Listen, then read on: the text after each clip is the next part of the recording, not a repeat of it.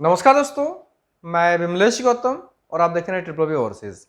दोस्तों, ये वीडियो किसी जॉब के बारे में नहीं है, ना ही किसी प्रोसेस के बारे में है। इस वीडियो में मैं अपने पिताजी के बारे में कुछ बताने वाला हूँ। कुछ बातें हैं जो मैं शेयर करना चाहता हूँ मैं। दोस्तों, एक्चुअली देखा जाए तो पिताजी जब होते हैं तो लोग उस टाइम पर रियलाइज़ नहीं करते हैं कि उनका कितना इम्पोर्टेंस होता है। जब पिताजी होते हैं तो एक प्रकार से बच्चों को चिंता बिल्कुल नहीं होती है, क्योंकि सारी चिंताओं की जिम्मेदारी पिताजी खुद लेते हैं।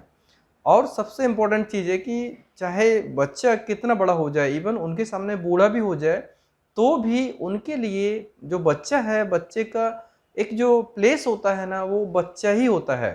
मतलब कि उनको उतनी फिक्र हमेशा रहती है, चाहे वो कितने भी एज के हो जाएं।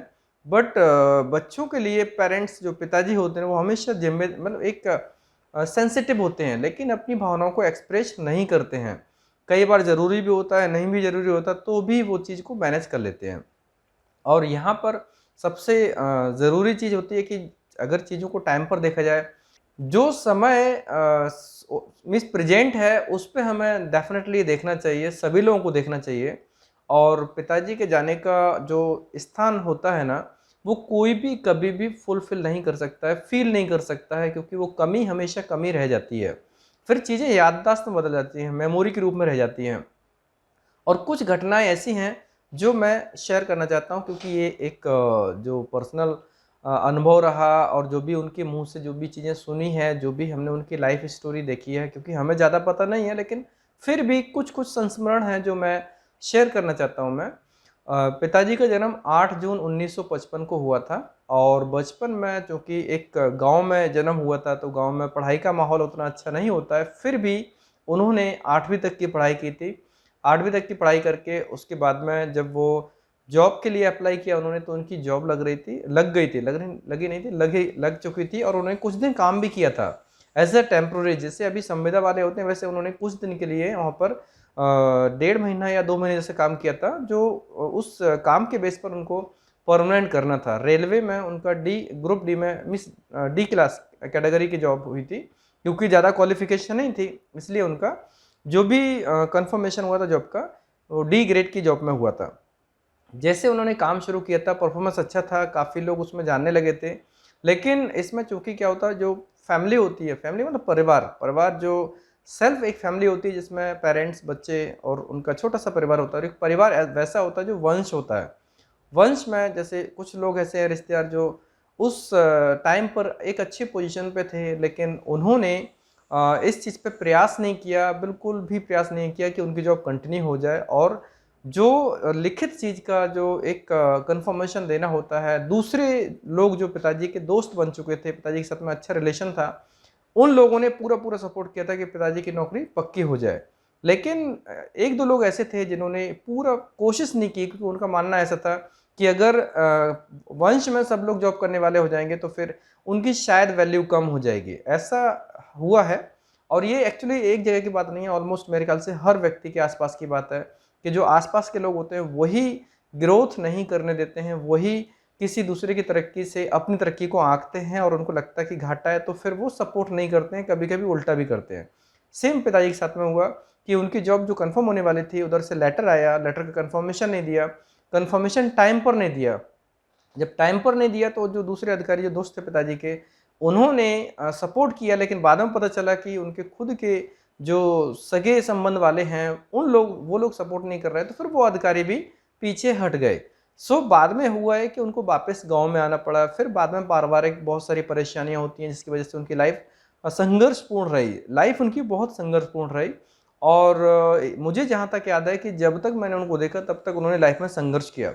लेकिन एक चीज़ है उनका शुरू से ही, मतलब जो जो हमें बताते थे, कोई भी इंसान है, इंसान के अंदर कोई भी चीज़ है जो दिल में भरी होती है, वो हमेशा बार-बार रिपीट होती है। तो एक चीज़ पर वो बहुत मजबूती से स्ट्रांगली बिलीव करते थे, सत्य परेशान हो सकता है, पराजित नहीं। ये सेंटेंस उन्होंने मुझे बचपन से ही सिखाया हुआ है। मीन्स हर एक टाइम पर जब भी मुझे कहीं तकलीफ़ हुई, मेरी लाइफ़ में बहुत सारे उतार-चढ़ाव आए। मीन्स ये मान लीजिए कि एक छोटा-सा गाँव जहाँ पर मेरा खुद एक 20 बाई 20 का घर है, और बड़ा कुछ भी नहीं है, और वो भी पूरा पक्का नहीं था। उसमें लाइक एक प्रकार से जो पक्की छत होती है वो भी पूरी नहीं थी। बाद में धीरे धीरे करके उसको बनाया था। तो एक 20 बाई 20 का घर जिसमें 5 मेंबर हों, कितना बड़ा हो सकता है। और कोई ज़मीन भी नहीं कि कोई पारिवारिक परेशानी की वजह से 1.5 बीघा ज़मीन थी वो भी बेचनी पड़ी थी। बहुत सारी ऐसी मुसीबतें आई थी जिनका सामना करना एक्चुअली काफ़ी लोग हार जाते हैं, बट पिताजी ने बिल्कुल साहसपूर्ण तरीके से उन सभी परेशानियों का सामना भी किया और मुझे पढ़ाया भी। उनका सबसे बड़ा उपकार यही है कि उन्होंने हमें जो परवरिश दी है, एक प्रकार से जो उनकी बहुत सारी चीज़ें मेरे अंदर हैं। क्यों हैं? क्योंकि वो संस्कार, वो शिक्षाएँ उन्होंने हमें बचपन में दी। चाहे स्कूल में हो या घर पे, हमेशा वो सिखाते थे। कोई भी चीज़ हो, चाहे अच्छी कहानी हो या फिर किसी के मतलब जो मोरल कहानी होती है, जो लोकगीत होते हैं, ऐसी कहानियाँ जो एक रीजनल इफ़ेक्ट वाली होती है। जैसे कुछ-कुछ जगह पे मिस मुँह बोली कहानी चलती रहती हैं। इनमें से कई कहानियाँ मुझे अभी भी याद हैं, जैसे रानी केतकी की कहानी उन्होंने मुझे सुनाई थी, मुझे बहुत अच्छे से याद है। या फिर अमर सिंह राठौर की कहानी, फूलन देवी की कहानी, ऐसे मतलब बहुत सारी कहानियाँ उन्होंने हमें बचपन में सुनाई थी, वो आज भी हमें कंठस्थ याद है। क्योंकि जिस तरीके से उन्होंने उस कहानी सुनाई थी ना, उन कहानियों में हरिश्चंद्र की कहानी, जिसमें उन्होंने सत्य के ऊपर कितनी कठिन परिश्रम मिस परेशानी आई थी, फिर भी बाद में हरिश्चंद्र की ही जीत होती है। राजा नल की कहानी, कहानी कोई सी भी हो, लेकिन उनका मकसद सिर्फ ये होता था कि उन कहानियों के पीछे छिपी शिक्षा को मेरे पास मुझे मिलना चाहिए, मतलब मैं उस चीज़ को ग्रहण करूं, ये उनका उद्देश्य था। तो ये सारी चीज़ों का मतलब ये हुआ कि उन्होंने हमें बचपन में बहुत ही अच्छे संस्कार दिए। और जब एक छोटे से गांव जहाँ पर ज़मीन भी नहीं है और उनकी नौकरी भी नहीं है, सिर्फ सिलाई मशीन, मतलब वो एक टेलर मास्टर के नाम से फेमस थे। और मीन्स उनको एक्चुअली उनकी एक्चुअल नाम के बजाय लोग टेलर मास्टर के नाम से ज़्यादा जानते थे। और छोटे गांव में सिलाई का कितना काम होता है, बहुत ज़्यादा काम नहीं होता। लेकिन पॉइंट ये है कि वो काम बहुत अच्छे से करते थे, काम परफेक्टली करते थे। और वही गुण मेरे अंदर है कि कोई भी काम करना है तो परफेक्टली करना है। लेवल कुछ भी हो काम का, छोटा हो बड़ा हो किसी भी लेवल का हो। ये अलग बात है कि जैसे उनको पारिवारिक मजबूरियों की वजह से बाहर निकलने का मौका नहीं मिल पाया, लेकिन जो गुण था कि किसी काम को करना है वो परफेक्टली करना है और किसी दूसरे की बातों में अपनी एनर्जी को खर्च नहीं करना है। इसके कई प्रमाण मैं आपको शेयर भी करूंगा, क्योंकि ये बहुत इंपॉर्टेंट चीज़ है जो हम पिताजी से सीखते हैं। और ये सभी लोगों के लिए मैसेज है कि आप अपने पिताजी, अगर आपके पिताजी अभी हैं तो उनसे जो चीज़ें सीखते हैं उनको अच्छे से फॉलो करें और उनकी वैल्यू उनकी जिंदा में ही करें, बाद में करने पे भी। हालांकि देखो, पिताजी पिताजी होते हैं, उनका स्थान कोई नहीं ले सकता, लेकिन जितना समय अभी दे सकते हैं, जितना प्रेम, जितना सुविधा है उनको दे सकते हैं, उनका उपकार तो कोई नहीं निकाल सकता है, कोई चुका ही नहीं सकता है। लेकिन फिर भी जितना अपनी तरफ से हो सकता है करना चाहिए। और एक चीज़ होती है कि जैसे जो हम बचपन में होते हैं, बचपन में होने पर हमने बहुत सारी चीज़ों को देखा कि हमारी गलतियों को इग्नोर किया जाता है, हम नुकसान करते हैं उसको इग्नोर किया जाता है, उसके बदले में हमें प्यार से समझाया जाता है। लेकिन यही चीज़ जब लोग बूढ़े होते हैं, जब पिताजी माताजी बूढ़े होते हैं, तो लोग उनको प्यार से समझाने के बजाय थोड़ा अलग तरीके से समझाते हैं। एक चीज़, एक प्रकृति का नियम है, जब छोटे होते हैं तब भी समझ कम होती है और भोलापन होता है, मासूमियत होती है। एक समय होता है जो एक प्रौढ़ावस्था होती है, उसके बाद में जब वृद्धाश्रम तरफ जाते हैं लोग, वृद्ध होने लगते हैं, तो बचपन अगेन आता है। वो चीज़ को सबको समझना चाहिए और ये बहुत ज़रूरी होता है। अगर हम इस चीज़ को देखेंगे ना, तो हम पूरे उपकार को तो नहीं कर सकते, लेकिन उनकी लाइफ को एक बहुत अच्छा बना सकते हैं, उनके अनुभव को बहुत अच्छा कर सकते हैं, जिससे उनको फीलिंग आएगी कि उनके बच्चे बहुत अच्छे हैं। दोस्तों, ये बात यहाँ पर जो मैं आपको शेयर करने वाला हूँ कि जैसे उन्होंने मुझे शिक्षाएं दी, शिक्षाएं जैसे जब सोते थे ना तो कहानियाँ सुनाते थे, कहानियों में उनकी शिक्षाप्रद कहानियाँ होती थी। अब एक मैं उनकी चिंता वाली बताता हूँ कि हमारी चिंता कितनी करते थे। एक बार मैं तीसरी क्लास में था और मेरे गांव से पास में एक छोटा सा कस्बा है, 2.5 किलोमीटर दूर। वहाँ पर स्कूल का एक कार्यक्रम था, उसके बाद में एक रामलीला का प्रोग्राम था। स्कूल के कार्यक्रम के बाद रामलीला का प्रोग्राम था, तो मैंने सोचा 6 बजे ये ख़त्म हुआ, उसके बाद में ये होने वाला, तो मैं नहीं गया और मैं वहीं पर रुक गया। तो पिताजी ने मतलब 7-8 बजे तक इंतज़ार किया और चूँकि सर्दियों का टाइम था, ये जनवरी के आसपास की बात है, 8 बजे पिताजी ढूंढने निकले मुझे और लगभग 9 साढ़े 9 बजे वो वहाँ पे पहुँच गए।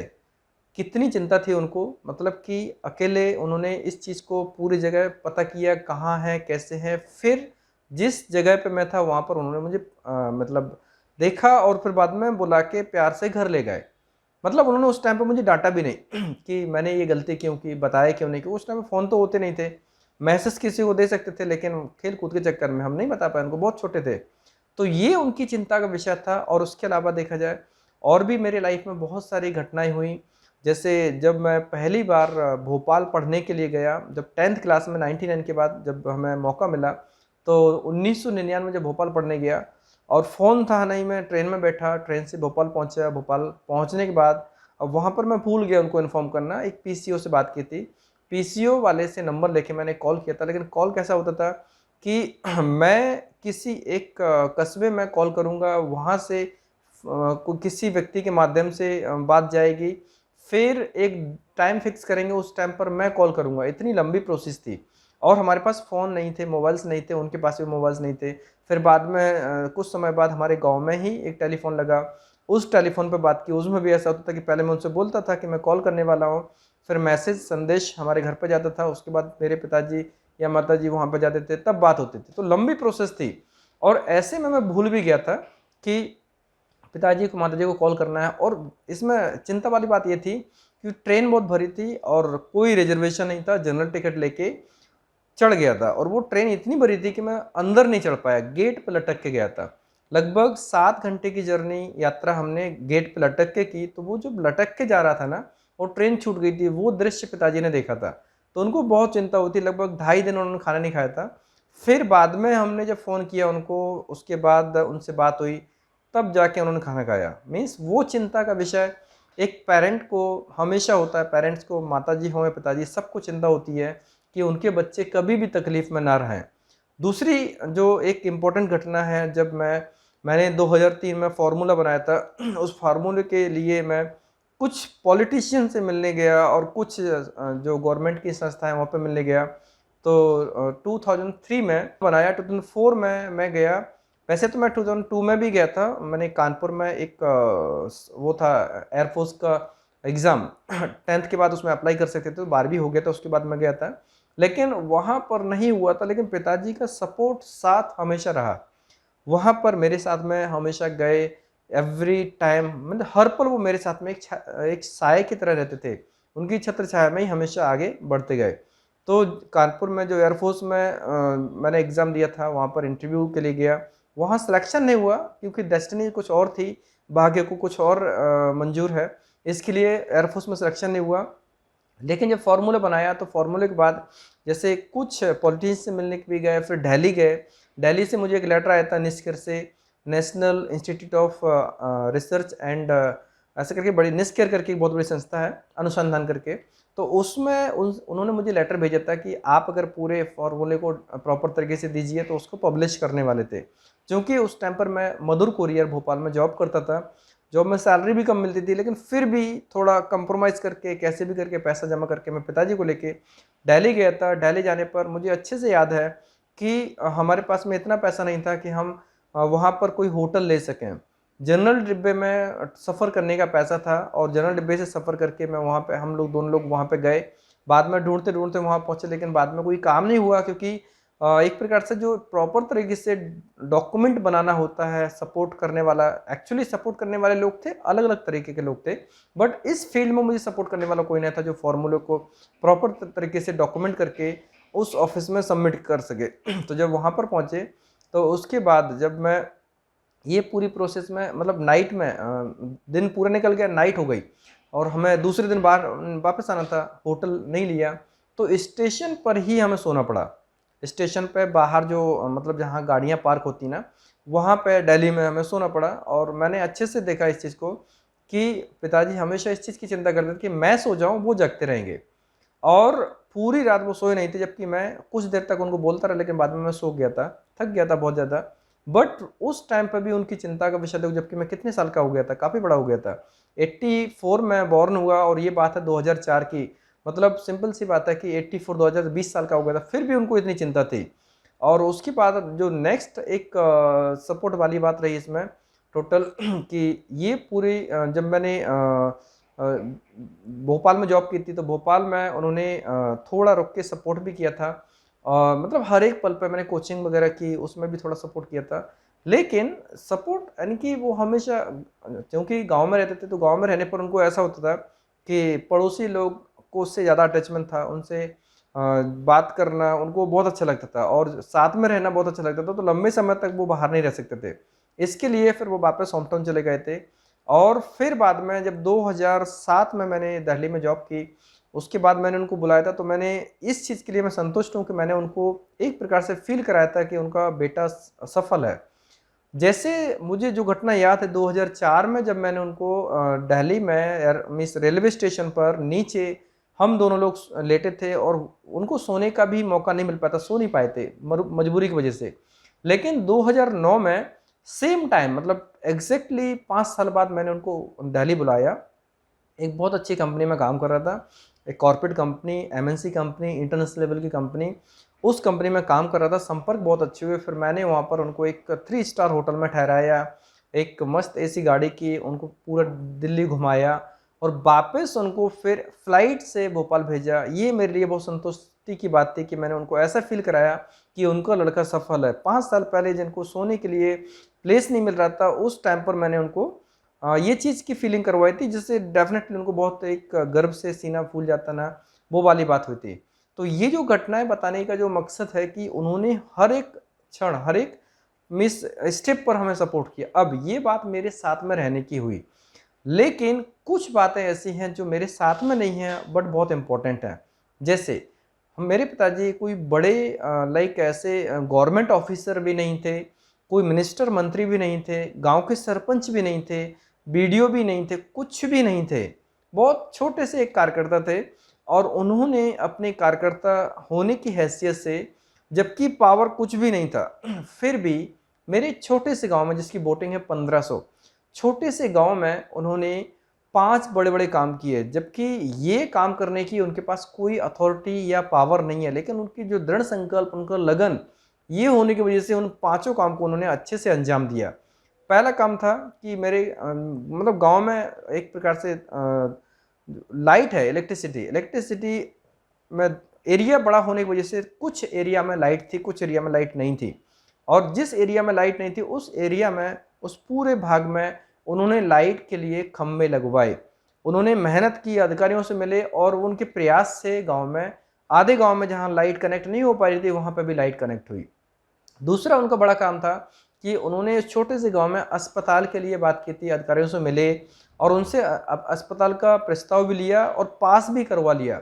लेकिन क्या होता है कि गांव के लोग अनभिज्ञ होते हैं, एक प्रकार से अज्ञानी होते हैं, उनको भले बुरे से ज़्यादा फायदा नहीं हो, मतलब समझ में नहीं आता कि क्या चीज़ सही है क्या गलत है। उनको सिर्फ कुछ लोग ईर्ष्यालु होते हैं, इसलिए उस अस्पताल के प्रोजेक्ट को हमारे गांव में नहीं आने दिया, कुछ लोगों ने अड़चन लगाई। लेकिन इम्पोर्टेंट चीज़ है कि पिताजी जिनके पास कोई अधिकार नहीं था, उन्होंने उस अस्पताल के प्रस्ताव को पास करवा के, वहाँ से प्रोजेक्ट को पास करवा के हमारे गांव के लिए लेके आए थे। ये बहुत बड़ी बात है, क्योंकि जब उनके पास कोई अधिकार नहीं है तब ये काम कर दिया था। तीसरा काम किया था उन्होंने जो उसमें हैंडपम्प्स होते हैं, सरकारी हैंडपम्प्स, 7 हैंडपम्प्स उन्होंने लगवाए थे गांव में, जबकि वो कोई अधिकारी नहीं थे, ना ही सरपंच थे। ये बात मैं बार बार इसलिए रिपीट कर रहा हूँ क्योंकि ये चीज़ फील करो, एक छोटे से गांव में जिसमें टोटल पॉपुलेशन 1500 हो, कितना बड़ा गांव होगा, छोटा सा गांव होता है, और जिसके पास कोई पावर नहीं है, पैसा नहीं है, ज़मीन नहीं है, नौकरी नहीं है, फिर ये काम करे। उन्होंने सड़क के किनारे लगभग 10 प्लॉट थे, वहाँ पे उस प्लॉट के लिए नाला पास करवाया था। नाला पास कि नाला बन जाएगा तो सब लोग प्लॉट पे जो मिट्टी भर के उसको समतल करके घर बना सकते हैं, और नाला बन जाएगा तो पानी का निकास प्रॉपर हो जाएगा और स्वच्छ रहेगा। ये प्रस्ताव भी पास हो गया था, लेकिन गांव के ही कुछ लोगों ने, जो ईर्ष्यालु टाइप के लोग होते हैं, मैं कहूँगा कि अज्ञानी लोग, क्योंकि शिक्षा का अभाव है, शिक्षा का अभाव होने की वजह से सही और गलत को फर्क नहीं समझ पाए, उन लोगों ने इसका विरोध किया और विरोध करने की वजह से वो पेंडिंग हो गया, एक ठंडे बस्ते में चला गया। मीन्स वो नाले का प्रस्ताव भी पास नहीं हो पाया, मतलब वहाँ से परमिशन हो गई थी, लेकिन सहमति और भी लोगों की चाहिए रहती है। गांव में कोई भी काम हो उसमें से बहुमत लिया जाता है, कितने लोग उसमें एग्री करते हैं, किसी लोग एग्री नहीं करते हैं।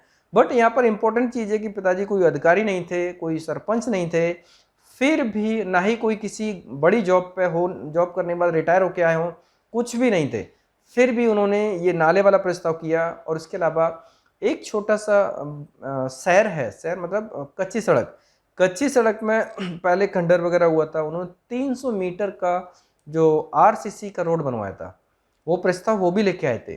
300 मीटर 300 मीटर का आरसीसी का जो रोड है वो प्रस्ताव भी पिताजी लेके आए थे। और सेम चीज अगेन है, सरपंच भी नहीं थे, मंत्री मिनिस्टर अधिकारी कोई नहीं थे, ना ही पहले से पूर्व रिटायर्ड अधिकारी थे।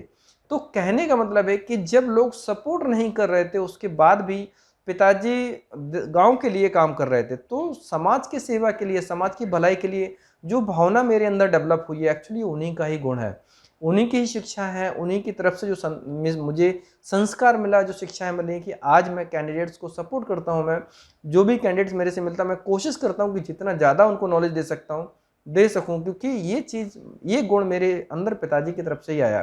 पिताजी ने बचपन से ही मुझे ऐसा बनाया। अब जैसे जो लोग विरोध करते थे, विरोध करने का मतलब ऐसा होता था, पिताजी सिंपल रहते थे, सिंपल सादा, कोई चटक बटक नहीं, ना ही कोई बढ़िया एक प्रकार से स्टाइलिश या शो ऑफ वाले, बिल्कुल भी नहीं थे। उनका जीवन संघर्षपूर्ण रहा है, इसलिए उन्हें पता है कि रुपए की वैल्यू क्या होती है, संघर्ष के दिन कैसे होते हैं और सफलता कैसी होती है, अच्छे दिन बुरे दिन कैसे चेंज होते हैं, सुख के दिन दुख के दिन। इस चीज़ के लिए वो इस सेंटेंस को हमेशा बिलीव करते थे कि सत्य परेशान हो सकता है, पराजित नहीं।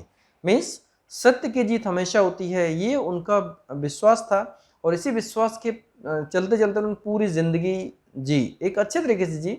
और एक प्रकार से कहा जाए कि एक जो काम करने की जो लगन थी ना, चाहे कोई भला बोले बोले या बुरा बोले, कोई विरोध करे, कोई अपोजिट बोले, कुछ भी करे, लेकिन वो अपने काम से अपना फोकस नहीं हटाते थे। इतनी परेशानियां होने के बावजूद भी, पारिवारिक परेशानियां, जहां पर परिवार के कुछ लोगों ने जॉब पे उनको लगने से, मतलब जो सपोर्ट नॉर्मल सपोर्ट था, सिर्फ छोटा साइन करके एक लेटर देने वाला काम था, वो नहीं किया। तो यहाँ पर बहुत से लोग तो नेगेटिव हो जाते हैं कि नहीं, दूसरे लोग मेरे लिए नहीं कर रहा तो मैं क्यों करूं। लेकिन पिताजी का ये गुण बहुत बड़ा था कि ये सब चीजें भूल जाते थे वो, और उनके लिए पूरा गांव एक हो जाता था कि पूरा गांव मेरे लिए एक है, सभी लोगों का भला होना चाहिए। जो भवतु सब मंगलम मंगलम की जो भावना है ना, एक्चुअली उनके अंदर पहले से ही थी। और वसुधैव कुटुंबकम वाली, वसुधैव कुटुंबकम और भवतु सब मंगलम, ये दोनों चीजें उन्होंने अपने लाइफ में फील भी की, सीखी भी, उसके ऊपर काम भी किया। अदरवाइज देखा जाए तो अगर कोई व्यक्ति एक प्रोजेक्ट लेके आए और लोग सपोर्ट ना करें तो वो दूसरे प्रोजेक्ट लाने में सोचेगा, और 2 बार भी लेके आए फिर लोग सपोर्ट ना करें तो फिर लोगों का मनोबल टूट जाता है। लेकिन उनका ये सेंटेंस कि सत्य परेशान हो सकता है, पराजित नहीं, और ये धीरे धीरे करके अब बिल्कुल चरितार्थ हो रहा है, बिल्कुल सही हो रहा है। क्योंकि जिस टाइम पर पिताजी संघर्ष कर रहे थे उस टाइम पर ये फैक्ट है कि मैं उतना फोकस नहीं कर पा रहा था, क्योंकि संघर्ष मेरी लाइफ में भी रहा। मैंने वीडियो के माध्यम से बताया था कि लाइफ में जो 11 साल का सफ़र है ट्रिपल बी ओवरसीज़ का, उसमें कई ऐसी घटनाएं हुई जिसमें कुछ फ्रॉड लोगों ने चीटिंग की, जिसकी वजह से कंपनी का अस्तित्व प्लस माइनस होता रहा। ऑब्वियसली कठिन टाइम पर पहले अस्तित्व के ऊपर काम करना होगा, जो सही कदम है उसके ऊपर काम करना होगा। इसलिए गांव जाने का थोड़ा कम हो पाता था, मैं उनको थोड़ा कम समय दे पाता था। वो संघर्ष मुझे अच्छे से याद है, शुरू से लेकर आखिरी तक का संघर्ष याद है। लेकिन पॉइंट ये है कि सत्य परेशान हो सकता है, पराजित नहीं। मतलब परेशानी तो थी, परेशानी उनको भी हुई, हमें भी हुई, लेकिन पराजित नहीं। उसके लिए मैं आपको एक चीज़ बताने वाला हूँ कि मैं उनके लिए बहुत ज़्यादा तो नहीं कर पाया, बट इतना करने वाला हूँ कि उनके नाम से मैं एक स्कूल खोलने वाला हूँ, उनके लिए एक स्कूल खोलने वाला हूँ मैं। उस स्कूल में इस तरीके से जो व्यवस्था होगी कि जिसमें उनकी समाज सेवा की भावना भी रहेगी, और एक एनजीओ रहेगा उनके नाम से जो ज़रूरतमंद लोगों को हेल्प करेगा, चाहे वो अनाथ बच्चे हों या फिर वृद्ध लोग हों, या फिर गरीब लड़कियों की शादी के लिए पैसा करना हो, या समाज की भलाई के लिए काम करना हो। ये सारे कार्यक्रम उस एनजीओ के अंतर्गत किए जाएंगे। ये मैंने टारगेट कर लिया कि लाइफ में मुझे अपने जैसे कंपनी या ओवरसीज़ के बारे में जितना फोकस करना है, कुछ भाग हमें उस पर भी फोकस करना है, जिससे कि एक्चुअली में पिताजी जो चाहते थे, देखो पिताजी का उपस्थित होना ना होना ये हमारे बस में नहीं है, कोई भी इसके ऊपर कुछ नहीं कर सकता, लेकिन जो चाहते थे वो काम हो सकता है। तो डेफिनेटली एक हमारी जिम्मेदारी पूरी, मतलब पूरी तो नहीं हो सकती, लेकिन कुछ जिम्मेदारी हम कंप्लीट कर सकते हैं। दोस्तों स्कूल का जो कॉन्सेप्ट है सिंपल है कि उसमें से लगभग एक बहुत हाई लेवल का स्कूल बनाने वाले हैं, क्योंकि जैसे पिताजी ने एक छोटे से घर से मुझे तैयार करके आज इस लेवल पर बनाया कि मैं आज विदेशों में घूमता हूँ। घूमने का मतलब फालतू नहीं घूमता हूँ, काम से घूमता हूँ। आप लोग पता ही है कि क्लाइंट बिल्डिंग के लिए जाता हूँ, लोगों को वहाँ पर जॉब के लिए छोड़ने जाता हूँ, बट इस लायक बनाया जहाँ पर मेरी कोई हायर क्वालिफिकेशन नहीं है। IIM से पढ़ाई की हो, IIT से पढ़ाई की हो या फिर कुछ बड़ी क्वालिफिकेशन की हो, बिल्कुल भी नहीं है। बट उनके संस्कार, उनके गुण ही हैं जिन्होंने मुझे इस काबिल बनाया, जिससे कि मैं आज कई लोगों की हेल्प कर रहा हूँ, मैं कई लोगों को मदद दे रहा हूँ, मैं जो फ्री सेमिनार दे रहा हूँ, मैं फ्री सेमिनार में बहुत सारे लोगों को इसका लाभ मिलता है। अल्टीमेटली अगर सोर्स देखा जाए तो पिताजी ही इस चीज़ के सोर्स हैं जिन्होंने मुझे इस तरीके से संस्कार दिए। और जो समाज के प्रति सोचने की जो एक दिशा है, किस तरीके से हमें सोचना चाहिए, कैसे लोगों के साथ में व्यवहार करना चाहिए, कैसे चीज़ों को भूलना भी चाहिए। कई बार ऐसा होता है कुछ लोग हमें बुरा बोलते हैं, लेकिन उनको भूल जाना चाहिए, क्योंकि समय है। आज कोई चीज़ ऐसी है तो कल कुछ और हो जाएगी। इसके लिए अगर कोई आज स्टेप लेता है, जल्दबाजी में कोई कमेंट करता है, कभी कभी उसका खामियाजा भुगतना पड़ता है। और हमेशा अपना पक्ष भारी रखना चाहिए। भारी के लिए ये समुद्र है, पिताजी समुद्र की तरह थे। समुद्र में हलचल बिल्कुल नहीं होती, बहुत शांत, थोड़ा बहुत होती है किनारे पे, अंदर बिल्कुल गंभीर शांत होता है। जबकि छोटी छोटी नदी नाले होते हैं ना, वो बहुत तेज आवाज़ के साथ में बहते हैं। सेम बात है, जो गंभीरता है लाइफ में वो पिताजी से सीखने को मिली मुझे, कि जो गंभीरता में लाइफ का जो बड़ा मैसेज है वो सबको डीपली समझना होगा। सो यहाँ पर एक सबसे इम्पोर्टेंट चीज़ है कि जो मैंने प्लान किया स्कूल के ऊपर, उसमें से 75% ये पेबल होगा, मिस फीस लगेगी। इंटरनेशनल लेवल का स्कूल होगा, जिसमें से कम्प्लीटली एसी होगा, इंग्लिश मीडियम होगा, सब कुछ एक हाई लेवल का होगा। प्लस उन लोगों को 4 तरीके के ऑप्शंस मिलेंगे। पहला ऑप्शन कि जो कोई 12वीं के बाद जॉब करना चाहे तो विदेशों में जॉब करने के लिए अपॉर्चुनिटी मिलेगी, गल्फ कंट्री हो, मलेशिया, सिंगापुर, या फिर यूरोप में जॉब जाने के लिए हो। या फिर कुछ लोग जो हैं जो जॉब ना करके हायर पढ़ाई करना चाहते हैं, उनको विदेश में पढ़ाई करने के लिए मौका मिलेगा। UK, US, Canada, Australia, Singapore, Poland, Mauritius, miss जो भी जगह है वो चाहेंगे, अगर कैपेबल हैं, अगर उसके एलिजिबिलिटी क्राइटेरिया में आते तो उनको पढ़ाई करने का मौका मिलेगा। थर्ड है, अगर 12वीं के बाद वो जो नौकरी मिस पढ़ाई नहीं कर सकते हैं तो जॉब करना चाहते हैं, तो इंडिया के अंदर डोमेस्टिक जॉब्स के लिए, चाहे वो दिल्ली में हो, बॉम्बे, कोलकाता, चेन्नई, बेंगलोर, हैदराबाद, पुणे, अहमदाबाद, कहीं पर भी हो, वहाँ पर उनको जॉब्स के लिए ऑप्शंस मिलेंगे। और चौथे वो लोग हैं जो लोग पढ़ाई करके हायर पढ़ाई करना चाहते हैं, उसके बाद ही जॉब करना चाहते हैं। उनको इंडिया के अलग अलग भागों में जो कॉलेजेस हैं, क्योंकि हमारे संपर्क ऑलमोस्ट बहुत सारे कॉलेजेस से हैं जहाँ पर हम लोग कैंपस किया करते हैं, उन कॉलेज में उनका एडमिशन हो सकता है। तो एक जो स्ट्रक्चर जहाँ पर एक्चुअली इंग्लिश बोलना एक बहुत बड़ी बात है, मतलब कि बहुत ही बड़ी बात है, वहाँ पर अगर ऐसा एटमॉस्फेयर मिलता है ना, तो डेफिनेटली पिताजी की सोच को एक बहुत बड़ा बल मिल जाएगा, पिताजी के प्रयास को एक बहुत बड़ा सपोर्ट मिल जाएगा। और उसमें से 25% लोगों का जो उसमें एक स्कॉलरशिप जैसी हम फिक्स कर रहे हैं जो पिताजी के नाम से होगी, वो स्कॉलरशिप के अंतर्गत वो 25% लोग वहाँ पढ़ाई कर सकते हैं, लाइब्रेरी और बाकी सब चीज़ का लाभ ले सकते हैं। और उसके बाद हायर स्टडी के लिए अगर उनको बाहर जाना हो तो उसके लिए भी वो लाभ ले सकते हैं, और डोमेस्टिक में करना हो तो उसके लिए भी लाभ ले सकते हैं। जितना सपोर्ट हो सकता है उस स्कॉलरशिप के माध्यम से उनको सपोर्ट किया जाएगा। सब कुछ टैलेंट के ऊपर डिपेंड करता है। और ये जो क्राइटेरिया है कि 25% लोगों को लेना है, वो 25% लोग क्राइटेरिया के बेस पे है, मेरिट के हिसाब से, जिसका जैसे जो टैलेंटेड लोग होंगे उनके लिए ये कॉन्सेप्ट रहेगा। सो दोस्तों, ये पूरा प्लान हम उनके लिए प्लान कर रहे हैं। प्लस इसके अलावा एक NGO में, जिसमें से जैसे जो गरीब परिवार हैं वो अपने बच्चियों को शादी में ज़्यादा खर्च नहीं कर पाते हैं, तो थोड़ा सा कंट्रीब्यूशन पिताजी के उस NGO से उनको जाएगा। तो ये सब करने से जो एक्चुअली वो चाहते थे, एक प्रकार से उन्होंने छोटा सा बीज अंकुरित किया, और उस अंकुरित बीज का उनकी लाइफ में पौधा बना। हमारी जिम्मेदारी कि उसको एक विशाल पेड़ बनाना है, विशाल वृक्ष बनाना है, जिससे कि उस चीज़ का लाभ बहुत से लोगों को मिले। उन लोगों को भी मिले जो सपोर्ट करते हैं, और उनको भी मिले जो सपोर्ट नहीं करके अपोजिट करते थे, और उन्होंने लाइफ में संघर्ष भी करवाया, पिताजी से उनको परेशानी में डाला। लेकिन जब उनको भी इसका सपोर्ट मिलेगा तो शायद उनकी सोच बदलेगी, और वो लोग भी समाज के लिए उतने ही जिम्मेदार और उतने ही सिंसियर हो जाएंगे। सो दोस्तों, फिलहाल के लिए ये वीडियो में मैंने काफ़ी कुछ मैटर बोला, हालांकि बहुत कुछ तो मैंने छोड़ दिया क्योंकि बहुत चीज़ें, बहुत वीडियो बड़ा हो जाएगा, इसके लिए हमने इसको शॉर्ट में लिया। राइट, वैसे अगर देखा जाए तो उनकी कहानी अगर मैं बताना शुरू करूँ तो बहुत लंबी कहानी है। और मैं कहूँगा कि पिताजी एक प्रकार से एक साइलेंट हीरो की तरह काम कर रहे थे। साइलेंट हीरो जो कुछ बोलता नहीं, लेकिन हीरो का काम करना था, नायक का काम करना था। तो पिताजी ने लाइफ में हमेशा लोगों की भलाई के लिए ही काम किया, और उनका जो सेंटेंस है ना, ये डेफिनेटली मेरी लाइफ में बहुत बड़ा रोल प्ले कर रहा है। और जो उस स्कूल में उनका जो प्राइम जो प्रिंसिपल है, मैं ये कोटेशन उनके नाम से ही करने वाला हूँ, हालांकि ये किसी और का है, लेकिन वो बिलीव करते थे, तो उसके ऊपर रहेगा ये कि सत्य परेशान हो सकता है, पराजित नहीं। दोस्तों वैसे तो बहुत कुछ है बोलने के लिए, लेकिन बहुत ज़्यादा बोलूँगा तो वीडियो बहुत लंबा हो जाएगा। आने वाले टाइम पर जब उनका जब स्कूल का उद्घाटन होगा और उस टाइम पर मैं एक और बड़ा वीडियो बनाऊंगा जिसमें उनकी लाइफ, उनकी जीवनी के बारे में सब कुछ कवर करने वाले हैं, जिसमें सब कुछ date miss A to Z सब कुछ क्लियर हो जाएगा। उससे मतलब कहने का मतलब कि आपको जब उनकी कहानी सुनेंगे तो आपको काफ़ी कुछ क्लियर हो जाएगा कि हाँ पिताजी की वास्तविक लाइफ कैसी थी। और अभी तो मैंने बहुत शॉर्ट शॉर्ट में लिया क्योंकि जो मुझे अभी इम्पोर्टेंट लगा, बहुत ज़्यादा इम्पोर्टेंट लगा, वो चीज़ को मैंने इसमें कवर किया। लेकिन जब उनके स्कूल का जो उद्घाटन हो जाएगा वहीं पर उनकी एक मूर्ति लगाने वाले हैं, जिसमें मूर्ति में एक स्तंभ होगा जिसमें उनकी शिक्षाओं को लिखेंगे, वो क्या चीज़ बच्चों को सिखाने वाले थे, क्या चीज़ बच्चों को बताने वाले थे, उसके हिसाब से ही मतलब वो उस खम्भे के ऊपर शिक्षा लिखी जाएंगी। सो दोस्तों बाकी चीज़ें मैं आपको नेक्स्ट वीडियो में बताऊंगा उनके बारे में। फ़िलहाल के लिए इस वीडियो के लिए इतना ही काफ़ी है। और सब लोग प्रे करें कि वो जहाँ पर भी हों मिस उनकी आत्मा को शांति मिले और वो हमेशा इस चीज़ को देख के खुश हों। वैसे मुझे फ़ील नहीं होता कि पिताजी चले गए हैं, क्योंकि ऐसा सच में कभी फ़ील नहीं हुआ। अभी मैं लास्ट में 2 इंसिडेंट बताता हूँ मैं। एक बार मैं अभी विशाखापट्टनम का सेमिनार किया, वहाँ सेमिनार करने के बाद में मैं थोड़ा बीच पे गया था, आर के बीच जो है ना वहाँ पे। लेकिन वहाँ पहुँच के मुझे लगा कि चलो पिताजी को फ़ोन करते हैं। मैंने ऐसा कहा भी कि चलो पिताजी को फ़ोन करते हैं, लेकिन बाद में मतलब एकदम एक सेकंड बाद ऐसा लगा कि मैंने क्या बोला। मैंने फ़ोन भी निकाला, चलो पिताजी को फ़ोन करते हैं, बीच पे खड़े हैं, बताने के लिए।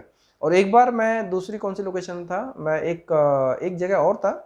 2 बार की बात है, जस्ट 1 महीने के अंदर की बात है। उस टाइम पे भी मुझे याद आया कि चलो पिताजी को फ़ोन करते हैं, लेकिन फिर बाद में दूसरे ही सेकंड मुझे एकदम अलग टाइप का फ़ील हुआ। सो ये चीज़ है कि मुझे नहीं लगता कि पिताजी चले गए हैं, वो मेरे आस-पास में ही हैं।